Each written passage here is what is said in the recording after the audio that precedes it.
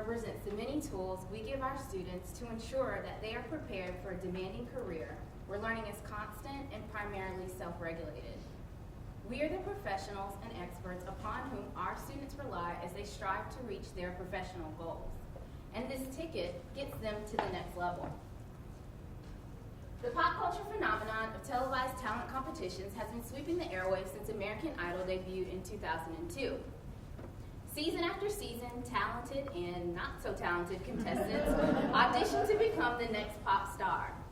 Now, I don't know how many of you in a room full of law professors will admit to watching American Idol or any of those other shows. There was the microphone. But there are many similarities between the audition process and the learning process of students. Okay, so I don't know how many of you will admit to watching American Idol or any of those other shows, but there are many similarities between the audition process and the learning process of students. First, contestants have a limited amount of time to perform their talent before a panel of judges. Second, the contestants receive a range of feedback on their performance from the judges. And finally, the most talented contestants are selected for the next round, where they are paired with professionals in the field, and they work to strengthen their talent with the hope of winning their golden ticket to Hollywood and an opportunity to become an overnight celebrity. While many of our students, because some of them do want to be celebrities, aren't competing for a golden ticket to Hollywood, they are constantly being evaluated as they work with professionals in the field to strengthen their talent and become attorneys and competent legal professionals. I propose that our golden ticket, reflective writing exercises, are the compass students can use to guide their learning while in law school and excel in their legal careers. It's our job to make sure that students are aware of tools like reflective writing that will transcend their law school coursework. While I find that we are giving assessments more often in the classroom, hooray, students tend to focus more on their grades, especially first-year students. They see the paper, they see the red, A, B, C, or D, and then they put it down. And so they're focused more on their grades instead of skills like critical reading, critical thinking, legal reasoning, and written analysis that are paramount for success in law school. Metacognition is the ability to self-assess one's skills, knowledge, or learning. Students with strong metacognition, also referred to as expert learners, easily navigate through the planning, performance, and reflection phases of the self-regulated learning cycle. While students with poor metacognition, I think that was the microphone. I'm good? Okay, so students with poor metacognition struggle to find the relationship between assessment, feedback, and academic improvement. When I think about poor metacognition, one American Idol audition stands out. It's horrible. I'll give you enough details so that you can find this audition on your own in your own time, but I won't use the name. So during this audition, how about I just hold it? Yes. During this audition, a contestant who lacked awareness of her singing abilities confidently belted out a horrendous version of I Feel the Earth Move by Carole King, while the judges struggled to maintain their composure. While watching the audition is initially humorous, and I've seen it who knows how many times, and I laugh and fall out of my seat every time, the contestant's inability to assess her skills even after feedback from the judges is disheartening. Now, does this sound like any of your students? Right. Or better yet, does this look like the range of faces and emotions you experience as you grade your final exams?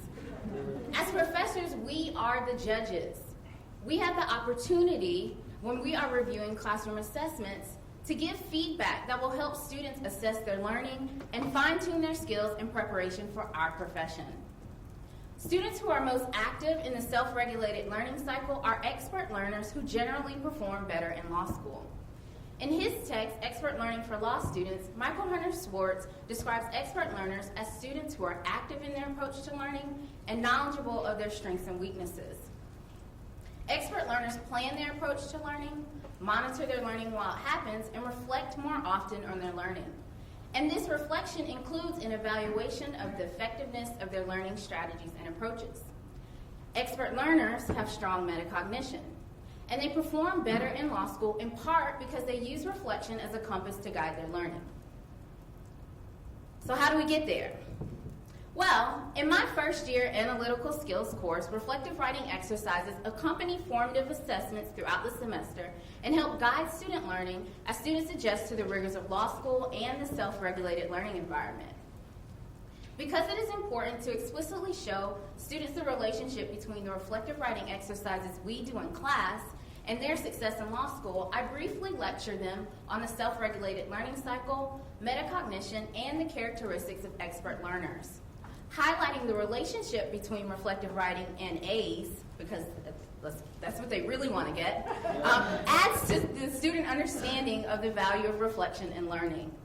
Over 3 class periods, students complete pre-assessment, post-assessment, and post-feedback reflective writing exercises designed with the goal of getting them to reflect more often on their learning. First, the pre-assessment questions help students assess their current skills and knowledge and include what is your learning style and what are your academic strengths and weaknesses. In the following class, students complete an in-class formative assessment. This assessment tests their ability to read critically, identify and resolve a hypothetical client problem by matching facts to law in a logically reasoned written work product. After completing the assessment, students are asked to first write a 1-sentence reflection about the assignment. The probing for reflection continues, and students are asked to consider what was most challenging about the assessment, as well as the skills they are most and least comfortable with. In between the second and third classes, I judge them. I read all their responses, and I give detailed feedback on their performance. And in the final class, my graded feedback is returned, and students have the opportunity to review my comments along with the corresponding rubric. So then we get to the final set of reflective writing questions that are designed to guide students to the planning phase of the self-regulated learning cycle. The questions first ask students to compare their performance on this assessment and previous written assignments. The probing for reflection continues, and they are asked to start developing their plans for academic improvement. But before they can implement their plans for improvement, they are asked to finally consider any lingering questions they have for their professors. This very thought-provoking question reminds them that while they are responsible for regulating their learning, they are not alone in this process. It encourages them to take advantage of us, so of resources like office hours, substantive review sessions, and the resources available in the academic success department. One final thing, because this may come up if you decide to use reflective writing exercises in your class. While they are not designed to be journaling assignments, students may address non-academic issues affecting their academic performance, like divorce, family illness, finances, or work. So while designed to improve student metacognition, reflective writing may prompt students to address non-academic issues that they need to make adjustments in their personal lives as they strive to become expert learners. So with reflective writing exercises, we initially hug them. We guide them. We give lots of input. We prompt their reflection with specific questions. As time progresses, our input lessens, so we hug them less, and they reflect more on their learning without prompting. And this is the ultimate goal of reflective writing exercises. In conclusion, I strongly believe, that reflection is an essential tool for law students and for legal professionals. And as we prepare our students for a career where learning is constant, we can instill in them a tool that will improve their metacognition and ultimately benefit their careers. While not likely to happen overnight, reflective writing, just kidding. Reflective writing is a golden ticket. It's one of many golden tickets that will help students guide their learning while in law school, help them become competent legal professionals, and get them to the next level in their careers. Thank you.